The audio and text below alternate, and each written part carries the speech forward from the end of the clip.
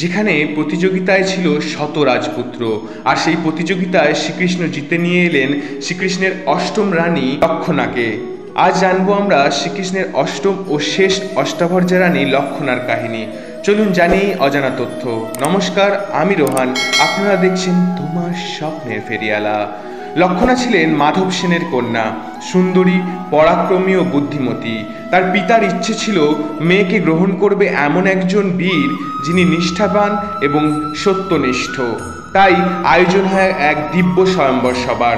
শতাধিক রাজা, রাজপুত্র, বীরপুরুষ, এমনকি অর্জুনও হাজির হয় সেখানে।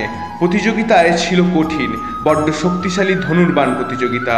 কিন্তু শ্রীকৃষ্ণ এলেন নীরবে, আত্মবিশ্বাসে, আর একবার ধনুর্বাণেই লক্ষ্যভেদ করে জয় করে নিলেন লক্ষণার হৃদয়। সকলকে হারিয়ে লক্ষণা নিজ হাতে মালা পরালেন কৃষ্ণকে। লক্ষণা বা মাধবী হন কৃষ্ণের অষ্টম শেষ অষ্টভার্যা রানী।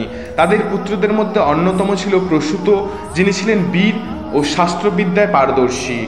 যেখানে শক্তি, ভক্তি আর সত্য মিলে যায়, সেখানে প্রেম জয়ী হয় রাজসভাতেও। এই ভিডিওটা যদি আপনাদের ভালো লেগে থাকে তাহলে অবশ্যই চ্যানেলটিকে সাবস্ক্রাইব করে কমেন্ট করে লিখে যাবেন জয় শ্রীকৃষ্ণ।